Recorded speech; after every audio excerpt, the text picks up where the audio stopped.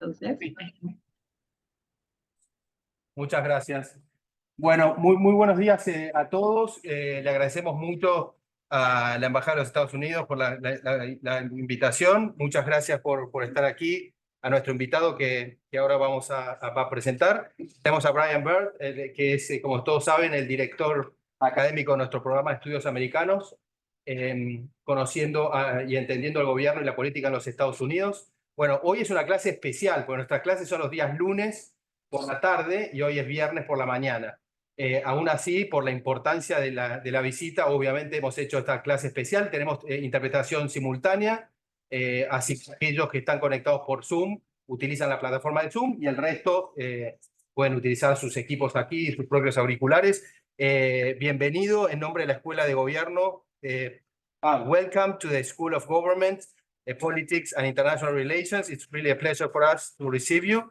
I want you to know we have here Lucila Krexel, who is National Senator of Argentina and is actively participating in the program. We have a former governor of Argentina, also a former parliamentarian and one of the authorities of the Circle of Legislators of Argentina, Néstor Fern, also active participant of the program. I am a council member of the Argentine Council for International Relations.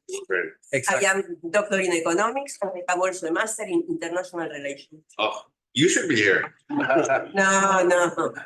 Well, and people connected in internet, but I think that Brian, you can start with the presentation. Yes, exactly. Terrific. Thank So, you. Juan, just to be clear, I'm speaking English and they'll translate. They will translate. It doesn't matter the language that you are going to use. All right. Fantastic. Any language. Well, it is such an honor to be here to see many of the students at our regular class, distinguished guests from the Congress and former members of the Congress. We have our special guest is Erin Kayan. Erin is the envoy for anti-Semitism for the United States Department of State. Prior to this position, he had a number of other distinguished positions. He served in the offices of, I believe, 2 members of the House of Representatives. By the way, I served with both of them. And they're very good people.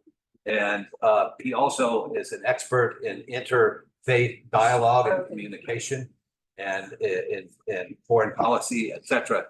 And his presence here, I think, is especially at this difficult time and given some of the challenges that have been faced here in Argentina, as Erin knows very, very well. But rather than me take up more time, it's just such an honor to have you here. We've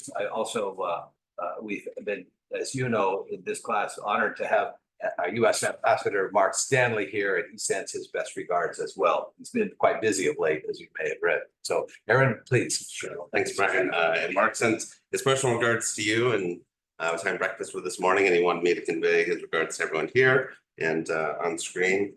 So I'll give a few just opening remarks, and then I think most productive would be for us to have a conversation. I'd love to learn from you, especially with distinguished folks like yourself. One friendly suggestion. We're doing simultaneous translation. So if you're like me, we tend to talk fast. So I always slow myself down. It'll be easier for the translator. Sure. Sorry, translators. Sorry to interrupt. No, it's fine. So especially with the fighting starting again in Israel and Gaza, I don't need to convey to anyone here today that we're at another sobering moment in history. Speaking specifically from my portfolio, what happened on October 7th was the greatest anti-Semitic attack since the Holocaust, and has led to great loss of life. It's a tragedy. The mass killing of civilians has brought to surface the painful memories of scars of millennia for the Jewish people, and brings back perspectives of what the Nazis did along with their collaborators. Specifically on the issue of anti-Semitism, though, the acts of October 7th in and of itself were anti-Semitic, but it also led to a tidal wave of anti-Semitism throughout the world, and often having nothing to do with the specific actions of the Israeli government. Because at the end of the day, if you're targeting any religious minority, in this case, Jews, because of the actions of some faraway government, in this case, Israel, that is anti-Semitism. We would not think it appropriate to attack a Chinese restaurant or a member of the Chinese community because of China's treatment of the Uyghurs. That'd be absurd. But yet, in too many places throughout the world, and unfortunately sometimes on college campuses, that is seen as the norm. You disagree with Israeli policy, you attack the local Jewish community, you spray paint a swastika on the local Jewish student group, and I forgot about the translator. Oh, sorry. Because normally a translator, I can hear the translator. Yes, I have to remind myself every class. But we see throughout Western Europe and North America, and really throughout the world, that Holocaust memorials have been vandalized, Molotov cocktails have been thrown into synagogues, Jewish stars have been spray painted on buildings housing Jews. There have been Jews just harassed in the streets. And by the way, this is not a problem that is only outside of the United States. We very much have the problem of our own. So when we're talking about combating anti-Semitism, it's a collaborative effort. And we see in many of these large demonstrations, there are, of course, some legitimate criticisms of policy of Israel. And when, even anti-Israel rhetoric can be quite legitimate, but too often it veers into anti-Semitic rhetoric. And then on top of that, there might be a nuanced conversation of to what extent harsh criticism of Israel leads into anti-Semitism, but we also must remember that anti-Semites use this moment as cover to practice their anti-Semitism.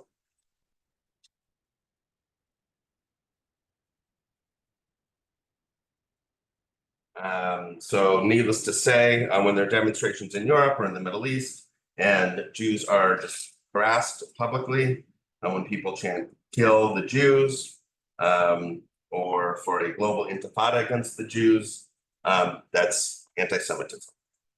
The United States also deplores public expressions of support for terrorist actions or horrific anti-Semitic ideology of Hamas. This mindset only incites more hatred, and it increases anti-Semitism and makes Jews less unsafe throughout the world. And if it was just a hatred against a religious minority or an ethnic or racial minority in a country, that would be enough for the country to take it seriously. Of course, one of the primary jobs of a government is to protect the most vulnerable, its most vulnerable citizens. But it's not just about, anti-Semitism is not just a danger to the local Jewish community. It's also fundamentally stabilizing to a government, especially democracies. Because if you believe that there's this other force, this nefarious, unaccountable force, that the Jew is behind finance, the Jew is behind the media, that the Jew is behind government, then when you feel like you're being wronged in your society, there's no method for accountability. And so ultimately, you don't trust your leaders, whether democratic or not. And there's this feeling that it's completely out of your control, that your life is out of your control, but there is someone to blame, and that is the Jewish community. And then on college campuses specifically, well, my talking points say a place where young adults are supposed to learn and grow, but I think we can say a place where all are supposed to learn and grow in this classroom. Some students have closed their hearts and have started to hide their Jewish identity. We've heard of students who take down their mezuzot from their dorm rooms. We hear of students who take off their kippot or hide their Stars of David because they feel unsafe, and they're just trying to learn. They're just trying to get lunch at the cafeteria or go to a classroom and enrich their minds. So needless to say, targeting any Jewish community with hate and intimidation or violence in relation to the conflict in the Middle East is anti-Semitic and intolerable. It doesn't matter how much you disagree with the government of Israel, targeting Jews is unacceptable. Now, of course, targeting Jewish citizens of any country is not defending the rights of Palestinians. And on the other hand, defending the rights of Palestinians is not in and of itself anti-Semitic. We were having a conversation with some folks the other day, and there was the way that they were juxtaposing anti-Semitism for the safety of the Jewish community with pro-Palestinian activism. Of course, we are all for the rights of Palestinians and the dignity of human life, and we will push for that, of course. But anti-Semitic is something all and separate, and we have to make sure to call it out when we see it.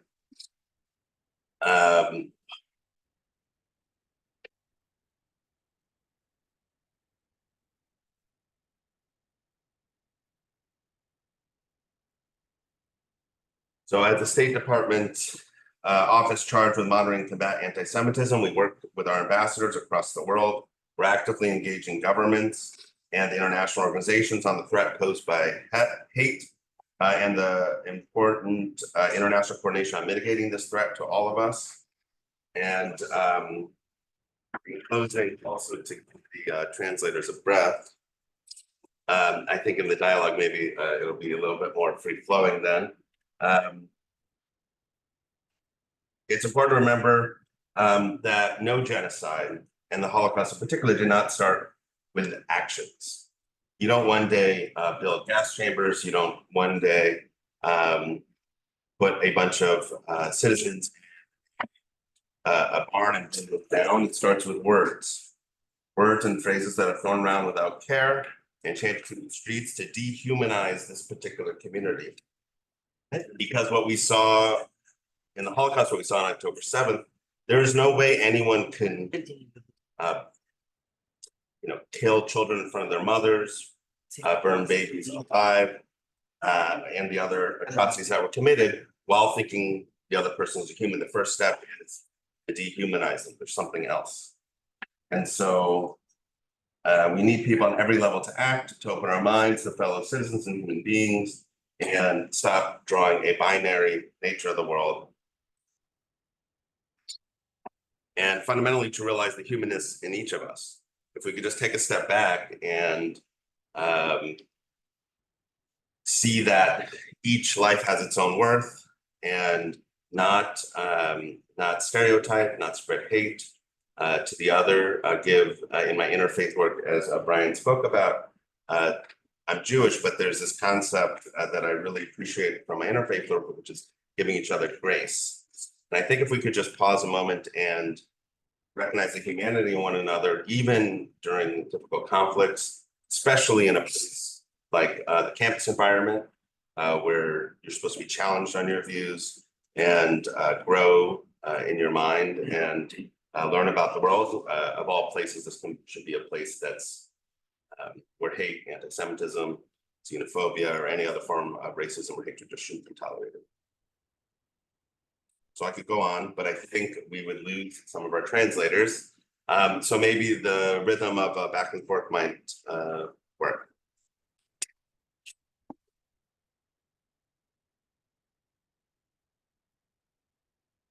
Oh, okay. Oh, I see. Okay, right. Of course. So unless you'd like me to go on, I think we could. You want to call in people or show?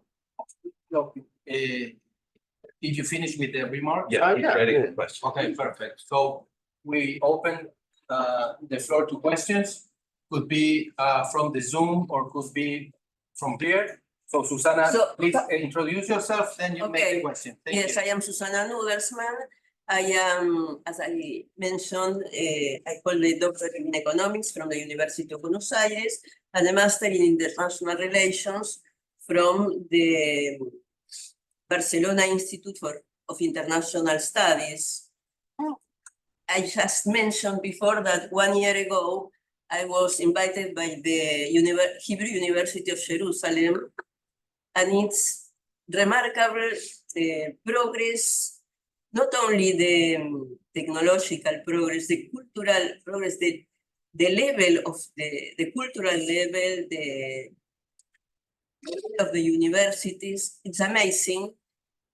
Really, it's very difficult for me to just 1 day ago, yesterday, in the middle of the day of the truce, no, there was an attack in Jerusalem. So it's very difficult. How can the Jewish communities around the world strengthen their position. How is it possible to deal with this situation around the world? Well, that's a good question, and it's something that the Jewish community has been confronting for thousands of years. I will say that the Argentinian Jewish community is particularly well organized. So I can't hear the Spanish translation. No. Okay.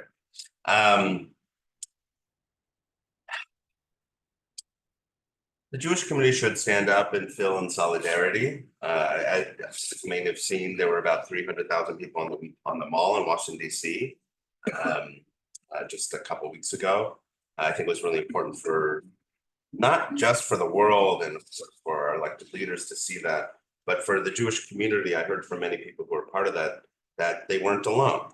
So many, as everyone here knows, the Jewish community is such a small percentage of the population that in many of these spaces, there aren't that many Jews, but there is sometimes anti-Semitism or bias, and they feel like they can't speak up sometimes. So when you have these big marches of solidarity, you have even non-Jewish elected leaders speaking out. I think it gives real koach, strength to the Jewish community.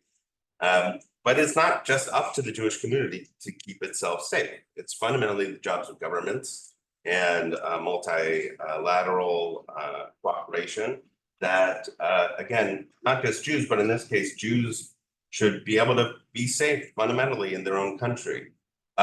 In the country where they live, in addition to being safe in Israel. And so as a government, the United States urges other governments to take the safety of their local Jewish community seriously. And if they're not, we engage them quietly and sometimes publicly to ensure that they do take it seriously.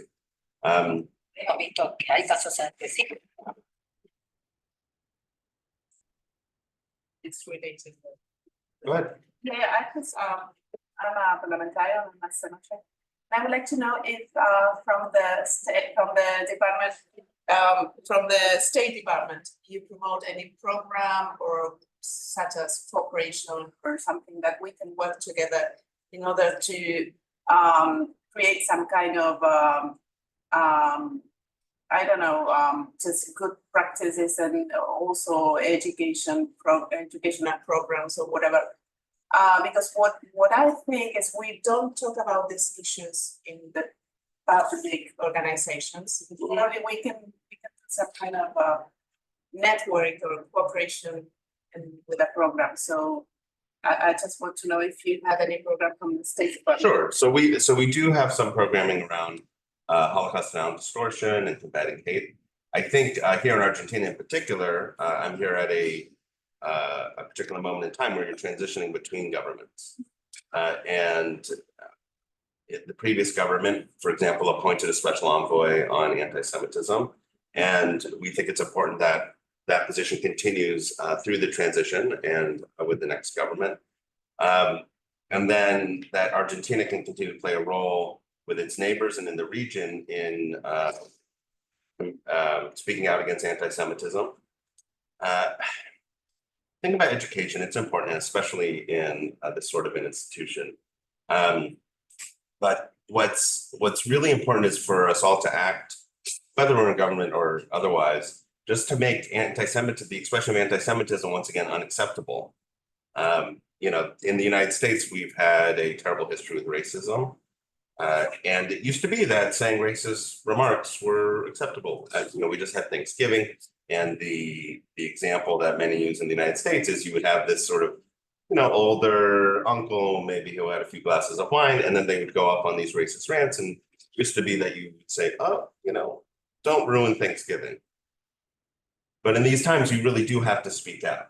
And it's all of us, and it's not just at Thanksgiving, it's in the universities. It's also just, like if you're playing football or if you're just engaging with your colleagues, that once again, it's unacceptable. And I know that sounds sort of simplistic, but the atrocities can't happen if you see each other with equal value and worth. And that starts with the dehumanization. It starts with rhetoric.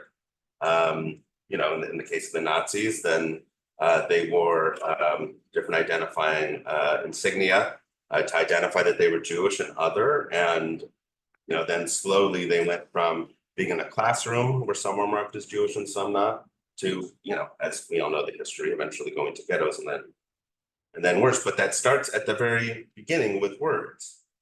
We saw in Germany that there were Jewish students who had some of their best friends one day, and then the next day it became acceptable to spit on the Jew and just, harass them in the playground. And that's sort of where it starts. There is no magic bullet to combating anti-Semitism. There's just making sure that it's not treated as normal nowadays, unfortunately. When our office was first created in 2004 by Congress in the United States, of course, there was a problem of anti-Semitism, but at least within the United States, it wasn't as rampant. So Congress said, just work on the rest of the world. Now we go around the world saying we have a problem. It's unfortunately reared its ugly head in the United States as well. Very well. I'm Argentine, very proud of my country. I belong to a Jewish family, most of them, 70, 95% in Europe. I only knew my parents and my brothers here. Luckily, they came here, and I'm very proud to be Argentine. Very good, because I don't find here something that very few do racism here. But I want to tell you one thing we didn't talk about, and it's very important to tell you. But it is new, and I will write something about it. I have a friend who wrote a book, and next week I will present this book, Hitler, a Collective Sin. Nothing to do with my friend Fecha now. I will present this book. When he started to write this book, he sent me papers. I read it and I told him it's a very good book because it explains what happened in Germany and all the collective responsibility, but not just one child who was crazy child. No, one. About that, I studied it. I will present this book. He's from a very old family of the northern part of Argentina. The book is called Hitler, a Collective Sin. And he asked me to present his book. But after that, I started to study many things. First thing, we don't talk about it. Very important to do it. All minorities in the world have been many times tortured, persecuted, killed. You want me to tell you what happened after Rome conquered Carthage? Where are the Carthaginians? Where are they? We don't know anything about them. They disappeared. To tell you what's minority, because the humans, they are not so good. And some things are quite cruel. And not country with the other, or inside their country. So you can see in the history when the Roman Catholics in France, they killed the Protestants, Hugonotes, the night of San Bartolome, we call it. Oh, the other way around. What do you think they happened in England with the Roman Catholics after England became Protestant? Always the minority have been pulled out. But why I tell you this? Because I don't want to go and explain more about it. I know much more about it. No, sure. But I want to tell you this. It's paradigmatic, you say in English? Pragmatic. Exactly. Yeah. That are the Jews, 2,000 years being a minority in the world. And they became always being persecuted. And I think they have a very special phase because they went up, they went on, they went on. And in that sense is why the Jews have to fight against anti-Semitism.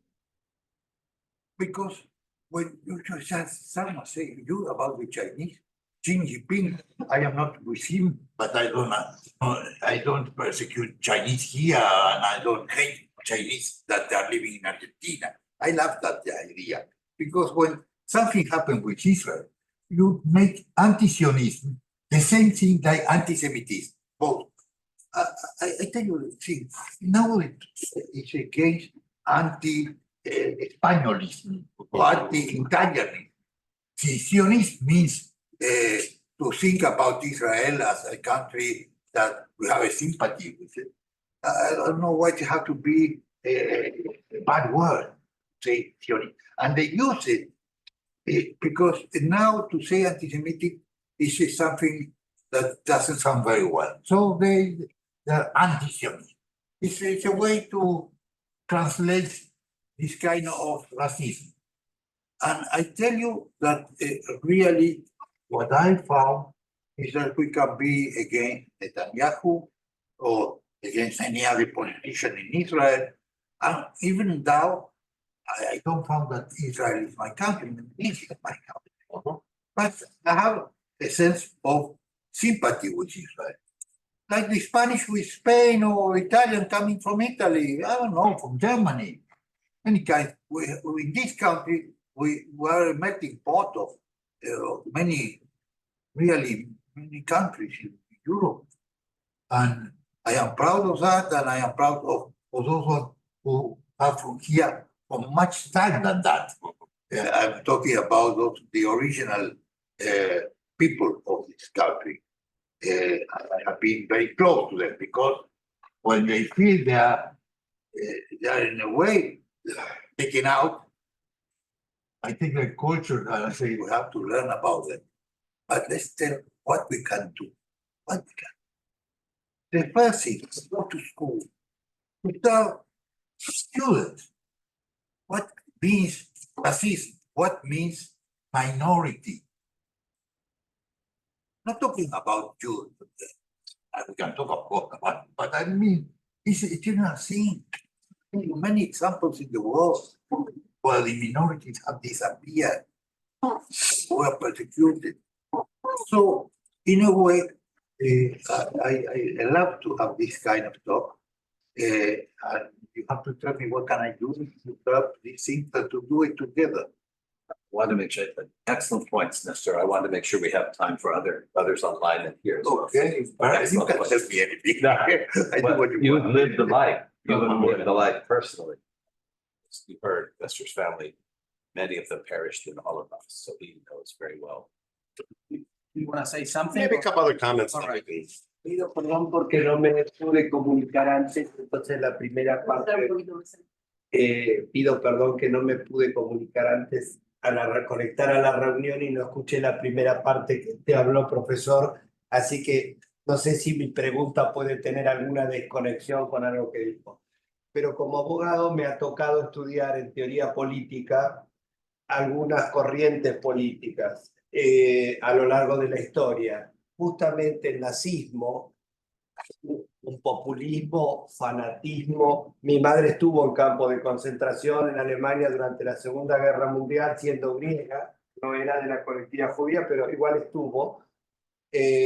La pregunta es, ¿cómo juegan en la actualidad los populismos, los medios de comunicación, la desinformación y la falta de conciencia acerca de lo que ocurrió, lo que ocurre con los gobiernos populistas y el tema de la discriminación y el racismo? Y hoy mismo nosotros podemos percibir, de acuerdo a algunos medios, como Israel, que se está defendiendo, parece ser el victimario ante el ataque, porque claro, Israel es poderoso, pero el terrorismo no tiene métodos, el método es el terror, no tiene reglas.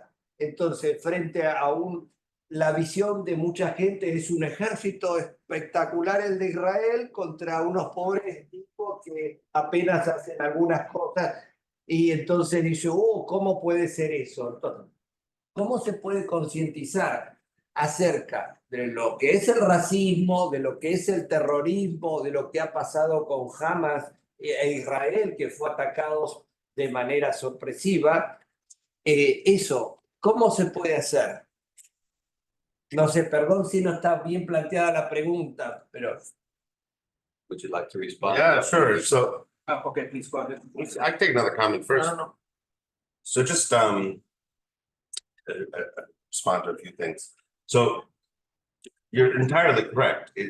There's no one person who can organize an entire country to commit a genocide or to do organized forums against anti-Semitism or hate. It takes the bystanders to be complicit. Hitler couldn't have done it by himself. You know, if the local community just refused. But we have to remember Hitler was elected. And so there was a certain anti-Semitism that was already existing. It's not that he created anti-Semitism, and that there were too many Nazi collaborators who turned in their neighbors, who were excited to bully the Jews in their classroom, who ransacked Jewish businesses. But that's why I say it starts with words. You know, you can't get to the gas chambers, you can't get to Kristallnacht without an entire or a large portion of the community joining the anti-Semitic ideology. You can't get to the Inquisition without willing participants. And so it is always more than one person. And that's, if there's any optimism to gain from that, it's that it can be stopped. It's not an inevitability that anti-Semitism leads to the mass murder of Jews. Unfortunately, it often does, but we can stop it if we just make it a society that's not acceptable, where you can't start with the othering of the words, because you can't, it just doesn't make sense. If we picked a random group of people, let's say, but not even race or ethnicity, let's just say all the bicycle riders are evil. You know, people would say you were crazy, but saying that all bicycle riders share one characteristic is just as crazy as saying that, you know, all Jews control finance, or finance is controlled by Jews, or the government's controlled by Jews, or the media is controlled by Jews. But when you say it that way, when there are students who paint swastikas on hillels, or you know, badger students to the extent that they feel unsafe and have to lock themselves in rooms, or the police have to come rescue them. The idea that there's a society and that there's this sort of undercurrent of anti-Semitism that makes it so comfortable to slip into for these students who are saying that they're just protesting what's happening in Israel, but then there are these very real Jewish students on the other end who are frightened, bullied, who feel unsafe. There's no reason for a policy disagreement about something in the Middle East to make a student at Columbia University feel unsafe. It makes no sense if you really think about this, what's going on here. But yet, you know, the university administrators, others might say, oh, well, you know, what's happening in Israel is really bad. They strongly disagree with it. And you can criticize Bibi and others in the harshest way possible, but none of that ever excuses targeting students because they're Jewish. I mean, if you really get down to it, it sounds absurd, but yet it seems so comfortable in our society for that to happen and for the media to report on it as the normal course of events. This side we have pro-Israel activists, on this side we have pro-Palestinian activists, but actually they're doing a disservice to the pro-Palestinian cause by legitimizing these attacks against Jewish students. It's not pro-Palestinian activism. It's targeting Jews. It's targeting other people. It's targeting your classmates. There's no policy disagreement that would allow for that. I mean, we have instances, not to pick on campus too much, but since we're on in a university environment, there are instances with student groups that are supposed to provide a safe space for the victims of sexual assault. And some of them prohibit Zionists who are victims from being included. How does that even compute? But yet, oh yeah, that makes sense in some corners. It's deemed as an acceptable prejudice, an acceptable hatred. And then something else you said about, you were commenting on Jewish resilience throughout history, which is true. It is impressive that the Jews have been targeted so many times for to be eradicated, and that yet the Jewish community persists. I think there's something admirable about that. It's also just that the Jewish conspiracy theory, or the conspiracy theory against Jews, is also a convenient scapegoat. There are plenty of hatreds and prejudices throughout the world. What the anti-Semitic conspiracy theory has is both a punching down aspect, but as well as a punching up. So of course, there's the classic anti-Semitic conspiracy theories that the Jew is dirty. You know, if they move into our neighborhood, there goes the neighborhood. Recently during COVID, Jews spread COVID. You know, the classic tropes of racism and other forms of hatred, where those people, they're below us, and get them out of our schools, have them go to their own doctors. But the thing about the anti-Semitic conspiracy theory is that there's also this punching up element. You might remember in 2017 when there were neo-Nazis with tiki torches marching down the street saying the Jews will not replace us. So I wasn't in this position then, but I still got a lot of calls from people saying, what does it mean the Jews will not replace us?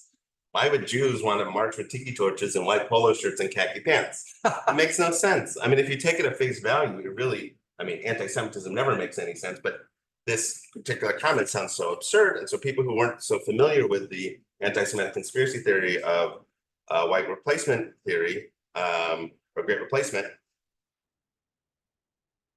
it makes sense within the anti-Semites' mind because they have this punching down aspect. That's not just for Jews. I mean, for people of color and others, immigrants, they're taking our jobs. They're, gonna, soil our bloodstream, and all that. But if you really think that, if you really think they're dumber than you, but yet somehow they're taking your jobs away, they do have some sort of power that is greater than yours. But if you think they're racially inferior, how is that possible? How is it possible they could be taking your jobs? How is it possible that they can be pushing you out of your, the good neighborhoods? Well, you need a puppet master. I mean, you've all seen the anti-Semitic imagery. You need some sort of overarching force that's directing them on what to do, that's controlling them what to do. And that's where the conspiracy theory of the Jew, who's particularly smart, conniving, but in a bad way, and they use their smarts to, and this is all in the racist mind, to control the hordes, the masses of inferior races and beings to overtake, to, in a sense, in their mind, replace the white race. And so the thing about when you're racist against a group of people who you consider inferior, they're an inconvenience, they're a danger. You don't want them in your society. You don't want them mixing with your pure racial blood, but they're no real existential threat because they're dumber than you. They're less human than you. But the thing with the conspiracy theory that involves the Jews, with the replacement theory, is they are an existential threat to you because they are so powerful that they can control these hordes of masses you consider inferior to you to essentially usurp your power. And once you have that part, of course, anyone who actually faces an existential threat, use all means at your disposal to deal with that threat. And that's where the violent anti-Semitism comes in. I ask a question about that, Aaron, because I can't say reasoning because it's unreasonable, but the argument, let me say that you just described, I'm going to put some context to this. I think it used to be that the most famous wealthy person on earth was Bill Gates. And Bill Gates took his fortune and does so every day, and hundreds of billions of dollars, he and his wife, Melinda French, to try to fight malaria, to try to help educate young people, to try to promote women's rights, etc. Now, the most famous rich person in the world is not Bill Gates, it's Elon Musk. And less than 2 weeks ago, I think, Elon Musk agreed with and forwarded exactly the argument that you just described. That is to say, that there was a tweet that was basically asserting that Jewish people had a secret conspiracy to bring illegal immigrants from around the world to replace white people in the United States. And I'm paraphrasing, but Elon Musk said something, "You've had the courage to tell the whole truth."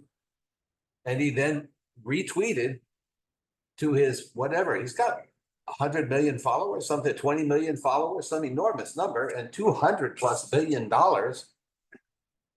And we are dependent on Bill Gates, or not, I wish we were dependent. We're dependent on Elon Musk because he controls the space program and satellite internet communications.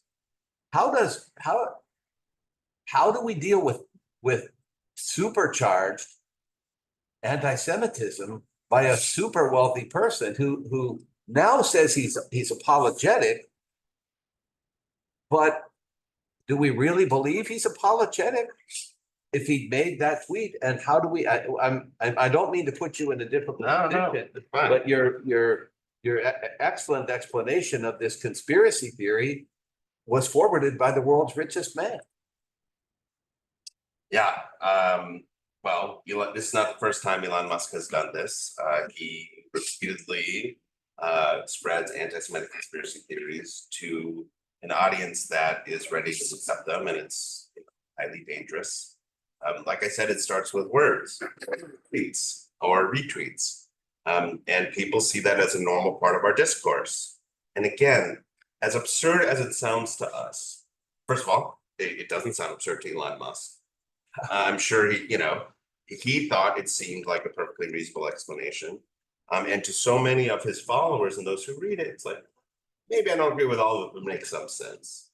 The idea that maybe some of it is true. No, I heard that Jews that the CEO of Sunbank is Jewish.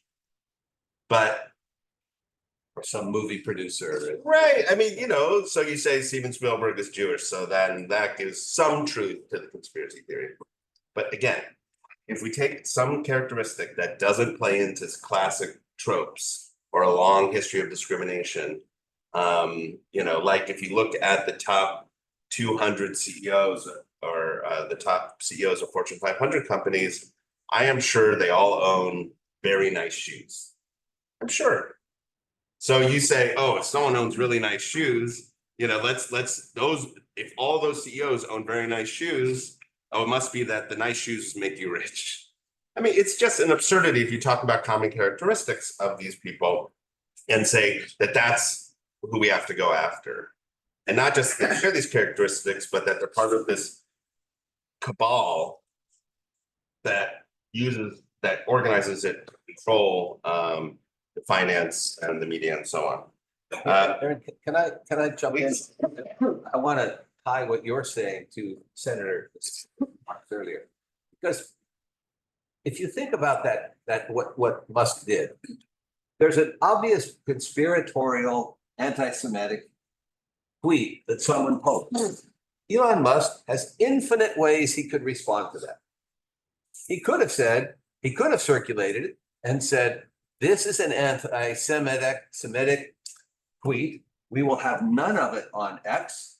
Anyone who has read this tweet needs to reject it, and we have to stand against this. He could have seized that moment to do something very powerful. And then he had a second chance when the advertisers said, look, we're not going to support Twitter, X now, because of this anti-Semitism. Instead of saying, I don't blame you, he could have said, I don't blame you. Of course, I deserve to be criticized. Instead, he used an obscenity, and I don't want to give our translators a hard time, but he basically said, "Vete a la mierda." He said, go to hell, So how does our government respond to that? Like, it's very tough.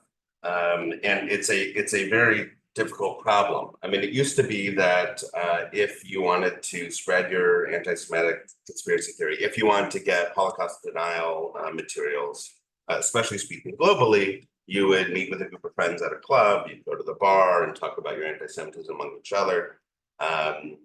Maybe, infect a church with your ideology, a local church. And if you wanted Holocaust denial materials, considering in many countries they're illegal, you would have to get them mailed in an envelope to your PO box.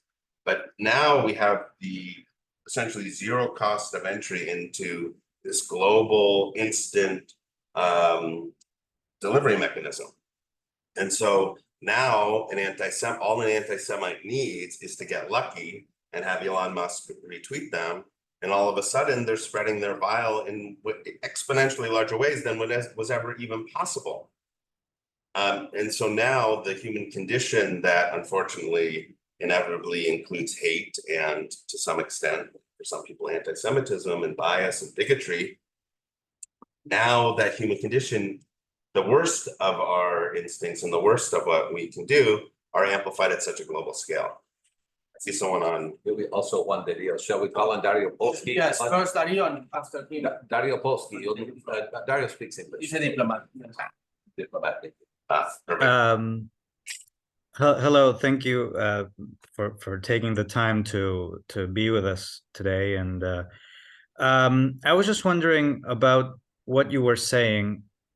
To what extent can we say that, let's say, social media spreads anti-Semitism in the sense that, I mean, the people that accept these the tweets or that give credence to what they say, I mean, these are seeds that are planted in fertile ground, let's say, and whatever anybody that lends credibility to the conspiracy theories already thinks that way. And whether that manner of thinking developed in their home or in their circle of acquaintances or friends or whatever. I was just wondering what you think about that. To what extent can we say that social media is responsible for spreading anti-Semitism? Thank you. No, thank you. Of course, social media companies aren't responsible for creating anti-Semitism. We know creating anti-Semitism goes back quite a while, but we see with each major technological advancement, whether it was the printing press, once there was the printing press, that was actually one of the ways that the anti-Semitic conspiracy theory of blood libel was spread wider than it had ever been spread. Father Coughlin, without the radio, would have just been an anti-Semitic preacher in his local community, and he would have done a lot of damage. They won't know who Father Coughlin is. Sorry, there was this really prominent, probably, I mean, even just as far as comparison, comparatively even more folks probably listen to him than listen to Elon Musk for sure. And he was just this horribly anti-Semitic preacher some decades ago. He had this really famous radio Show that spread this anti-Semitic conspiracy. This was in the early days of radio. Right. When everybody would listen to their radio at night, and this Catholic priest got on the radio every night almost and spouted these terribly anti-Semitic things. Right. So instead of, if you go back to the printing press, instead of some local conspiracy theorist or religious leader, maybe handwriting a few pamphlets, maybe preaching their hate, it can only go so far. And then with the advent of the radio, went even further. And the thing about it, I mean, of course, we nowadays, if we heard someone say something anti-Semitic on the radio, we'd be like, that's just that person's opinion. But with the advent of new technology, especially with people who aren't so familiar with technology, and of course, with with certain religious titles, there's a certain legitimacy that's given to this voice that's speaking to you out of this box. I mean, for those who had never never even encountered radio before, it has this authority. I remember in the early days of, not the early days of email, but when email became used more on a massive scale, there were these mass emails I remember specifically about President Obama, and again, they would get forwarded around to thousands and thousands of people. And nowadays it would seem so absurd. Literally, somebody just typed up on their computer and clicked forward. There were no links. I mean, we have a big problem with news media, but this wasn't even that. This was just someone on their computer forwarding it. And I remember that we had to deal with people saying this idea. Well, okay, Aaron, only if 10% of this is right. You know, we can talk about Obama's. I don't know how familiar you are with the different conspiracy theories around him, but most of them were baseless. And so I remember saying to people, what do you mean if 10% of this is right? Let me take, a paper bag that you can put your lunch and your sandwich in. I'll get a black permanent marker and I'll write out this screed on this brown paper bag, and then I'll hand it to you. And you want to tell me 10% of that is, what if 10% of that is accurate? Of course, the method of the communication in this instance doesn't add to the credibility whatsoever. And now, of course, we see on social media, it's even worse now with the way X deals with the check marks and everything. But there's just this concept, like, I don't know how many of you all social media savvy, but it's like big if true. Well, okay, but what if it's not true? Or why would you even think it is true? Like if I wrote like Jews control the banks on this piece of paper, you'd be like, oh, well, maybe if some of that is true.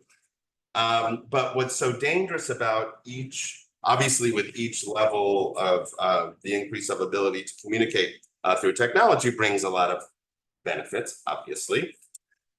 But it brings this downside by amplifying the worst instincts of humanity.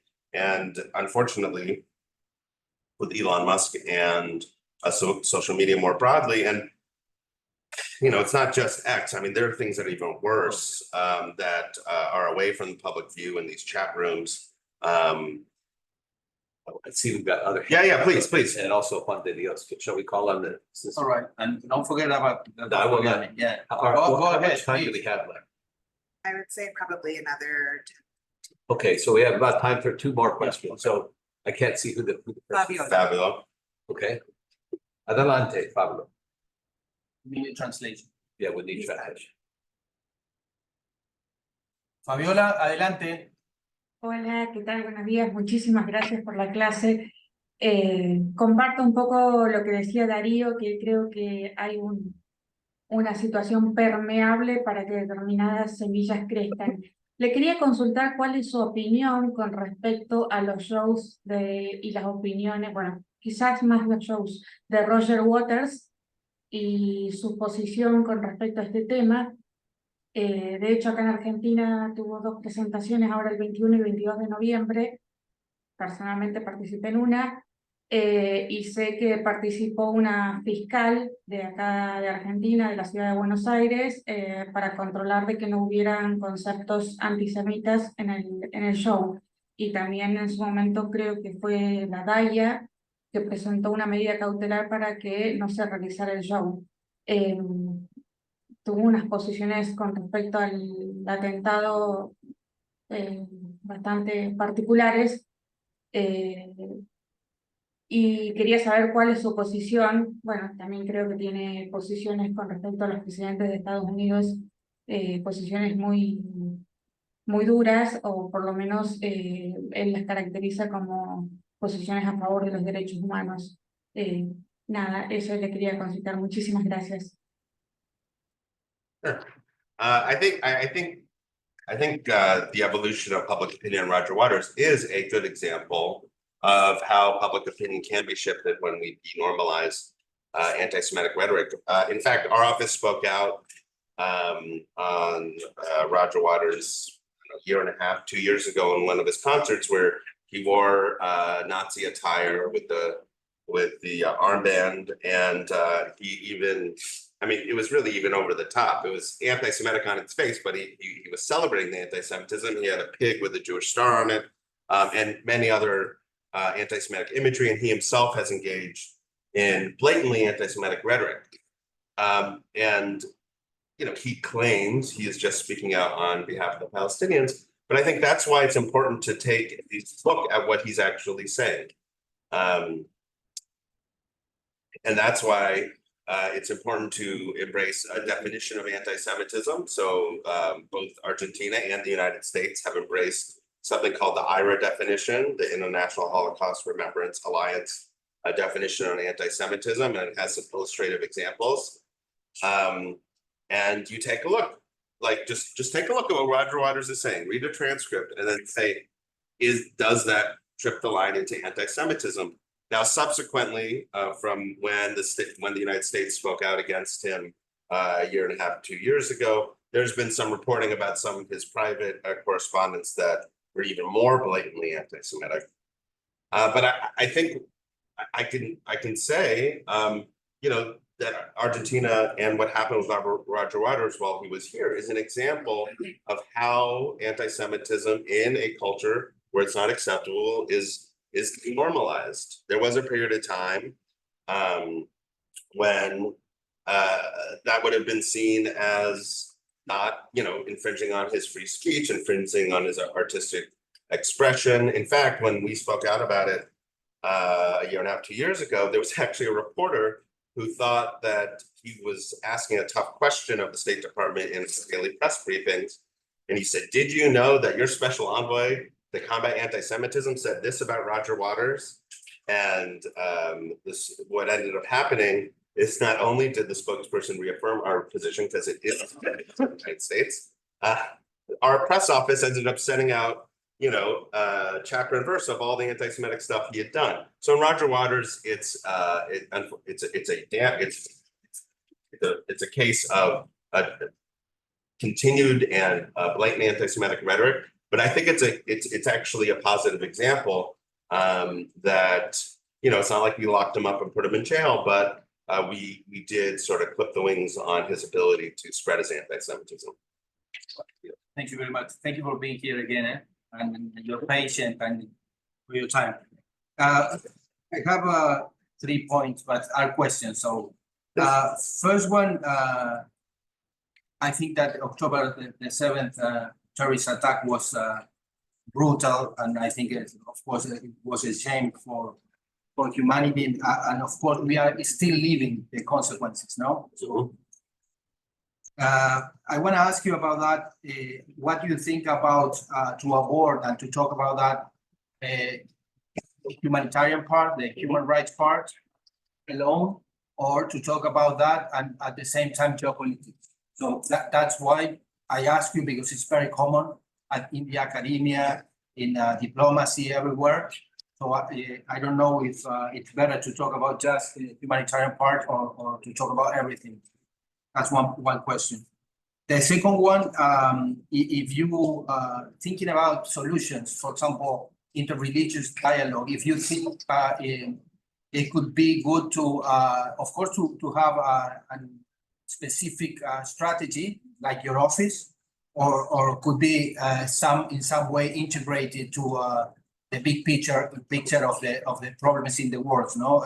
Particularly in terms of discrimination. And third one is about communication. You talked something about here. General Crystal, the one you remember from Afghanistan, was here part of the class, and he said that in all conflicts in the world nowadays is 20% of the combat on the field and the 80% about communications. So I want to ask you about that. I think that yeah, of course, we have the debates everywhere, but probably could be even more. And of course, your office is, I guess, in charge of that, but I think it's very important and it is related to those two questions.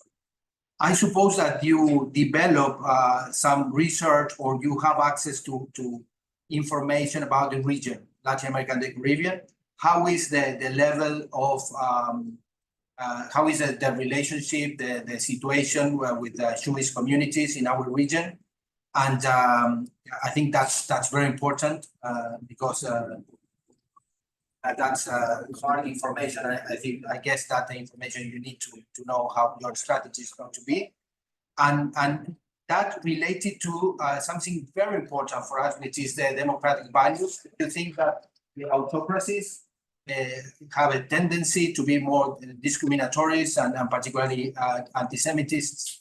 or and in societies with high levels of good quality of democracy or high levels of democratic values, the risk of having discrimination and persecution is low. So that I think it's important. And the fifth and the last one is related to public diplomacy, but particularly about parliamentary diplomacy, because of course, if you see a picture of the Latin American and the Caribbean governments, you will see a red, red like left governments, pro-Palestinians, and we are talking about the chief of state or government.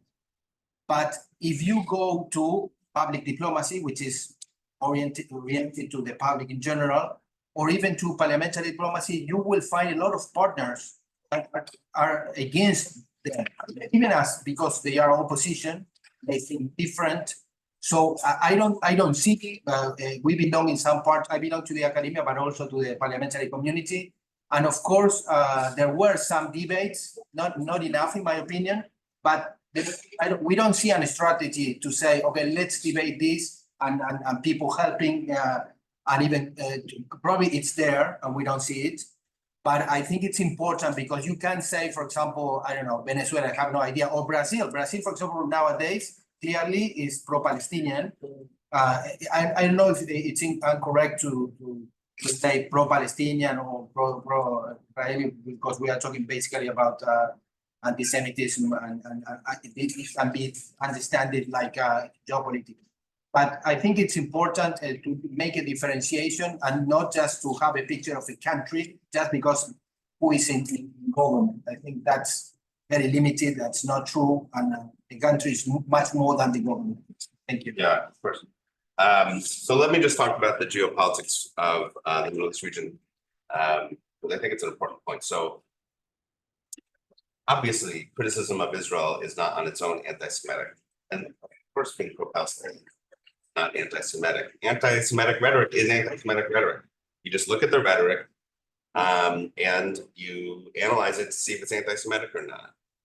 Just because there's a conflict that involves some Palestinians and some Israelis, and you're taking the side against the Israelis, that doesn't make you necessarily anti-Semitic. The way you convey it might. But a peaceful demonstration in favor of Palestinian human life is something, first of all, I hope we would all support, but is also obviously not anti-Semitic. So being even a strong ally of the Palestinians is on its own anti-Semitic. And what our office, the State Department, as I'm sure you all know, have hundreds, if not thousands of people who deal with Middle East policy. What our office really tries to do is engage on the very specific issue of anti-Semitism. So whether it's a ceasefire or a humanitarian pause, or whether someone bombed this or that, or whether someone broke the ceasefire or not, those aren't really issues that our office deals with. Of course, there are other offices in the State Department that do. Well, what our officer deal with in the context of this conflict, for example, is, if there was a country that was blatantly pro-Hamas and in support of the terrorist acts, and engaged in some sort of anti-Semitic rhetoric, applied a huge double standard to Israel. And any democracy would respond in some way to such an attack. And because their democracy, if they didn't respond, they would get voted out. Not to mention their moral obligation and just their obligation as a state. So we try very hard in our office to comment specifically on the issue of anti-Semitism. Now, like I said in my opening remarks, whenever there's a conflict in the Middle East, there's inevitably a rise in anti-Semitism, somewhat because anti-Israel rhetoric does veer into anti-Semitism at times. And that can be a nuanced conversation. There could be some disagreement about exactly where that line is. But also there's the certainty that the anti-Semites are going to take advantage of the opportunity to spread their anti-Semitism. So that's something we're always on alert for. And we know it's guaranteed that once that conflict starts, there's going to be an uptick in anti-Semitism. And again, even outside of the conflict, some Jew with a kippah walking down the street in Paris getting punched because of something that's happening in Gaza there's only one reason for that. It doesn't even impact policy in Israel. It's not even an effective way of doing it. It's just hate. Look, there are plenty of countries that are autocratic where Jews are safe. So it's not that Jews in every democracy are safe or not safe, and Jews in every autocracy are safe or not safe. I think throughout history, if the Jewish people do better in a more liberal, lowercase l, society that's more open and celebrates human rights and the rights of religious minorities. But again, since anti-Semitism is ubiquitous, it's everywhere. It's not necessarily that this type of government has a particular problem, this type of government doesn't. I mean, the thing, of course, with autocracies or monarchies is it basically all rests with one individual. So if you're in a country that's ruled essentially by one individual or by a family, your fate and the fate of your community is just based off of how that person wakes up in the morning. But then again, there are plenty of democracies. I'll remind all of us, again, Hitler came to power through a democratic process. And when it comes to communication, of course, that's the case. Anti-Semites are a relatively small proportion of the world, true anti-Semites. There are people who accidentally veer into anti-Semitism. There are people who unknowingly veer into anti-Semitism. But people who are anti-Semites and proud of it, they're very few in the world, relatively so. But this idea, and this is, I think, where we see Elon Musk come in, is they tap into something in society, this unconscious bias, and it spreads, and then there's a certain truth to it. But when we see it, we have to call it out with specificity. For example, in the United States, as some of you might know, there was the killing of George Floyd by police and many others. And so if you condemn the killing of George Floyd and said, this is at least unconscious racism, xenophobia, anti-Muslim, anti-Semitic, that would make no sense. It would be first of all, it wouldn't sound like it makes any sense, but by diluting the condemnation of that specific form of hate. And then I'll just close with what you were asking about Latin America and how the United States government is in this region, but it's actually true for throughout the world. So first of all, that's part of why I'm here. I meet with civil society, the local Jewish community, folks like you and many others. So we hear directly from the community. We hear directly from governments. Of course, we have, in your case, wonderful Ambassador Mark Stanley and his capable team, who are here every day on the ground, and we're in constant communication with them. After this, I'll be going to Chile and Brazil, and we'll do the same thing. We'll meet with local Jewish leaders, civil society, rights groups, inter-religious groups, the government, and of course our embassy. And the United States has embassies throughout the world who their entire job every single day is to be our eyes and ears in that community and develop a trusted relationship. So if, for example, in our instance, the local Jewish community is not feeling safe, or if we hear, for example, like in Colombia, a government leader using anti-Semitic rhetoric, the first call we make is to the embassy, and then we'll engage with them to see what the best way to deal with this problem is. And there are a number of diplomatic, public, and private tools that the U.S. government can leverage.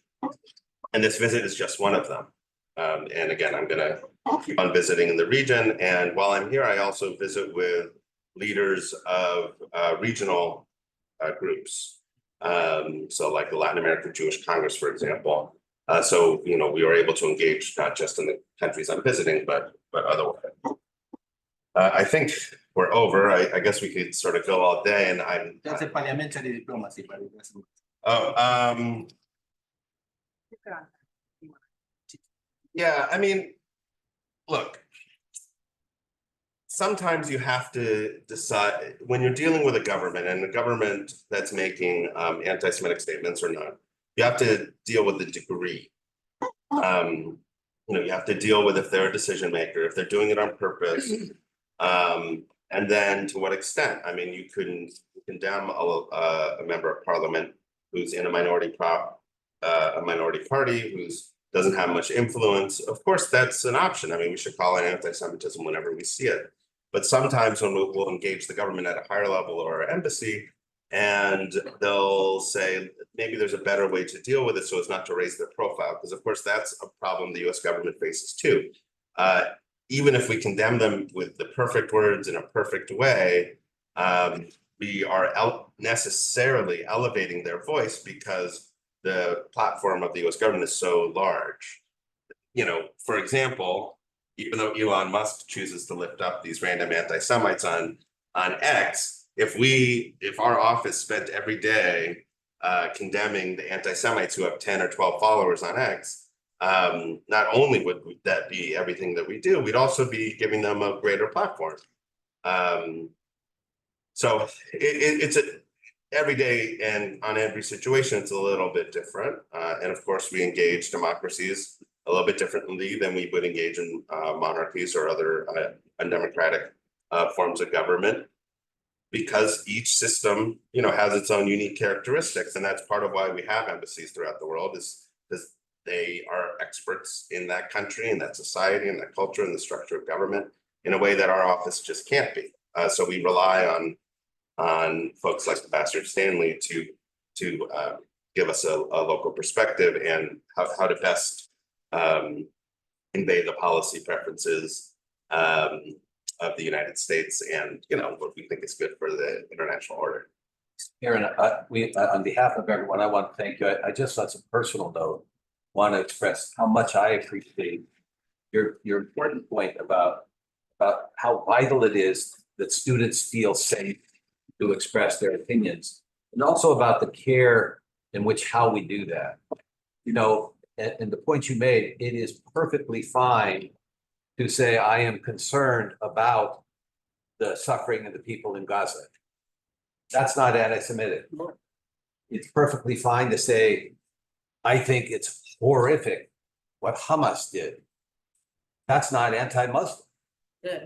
And we have to, I think we have to be very careful that we talk about the actions and not categorize people. And if we just say all Palestinians are ruthless killers, that's wrong. If we just say all Jews are conspiratorial, that's completely wrong. I say this because I know young people, having taught at a university and been a president of a university, I understand their struggle. They see people suffering and they want to help. They want the world to be a better place. And that's where you should come from. The risk then is it can bleed over, as you were saying, into this, oh, we now have to condemn everybody from one religion or one race or one political party or whatever. And it's that thought process that gets us into this mess to begin with. And I appreciate the courage, because it's so easy to say, if you care about the Palestinians, you're necessarily anti-Semitic, or you necessarily condone Hamas, which is, there's no way to condone what Hamas did. No way. What they did was horrific. So thank you. And you have a difficult and complex role and a very difficult and challenging subject. And I want to thank all the people today here, present and online, and of course, Universidad Austral for hosting this whole course we've been doing, and our translators as well. And again, They're still alive. I want to echo your sentiments about the wonderful work Mark Stanley is doing as our ambassador. So thank you.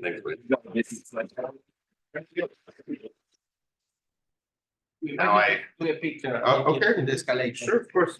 Gracias a los que están conectados. Muchas gracias. Aquí nos vamos a hacer una foto en la salida del. You have this. Oh, thank you. Yeah, and I'll she has my information. She could share it with you. Give me his information. Muchas gracias. Thank you so much. Thank you so much for. Gracias, Fabiola. You're on a busy schedule. Excellent. Yes, sir. Lorena, Claudia. Okay. Gracias a todos. Gracias. Lo que quieran. You will give me the. Okay, that's it. Le mandamos un mensaje. We have.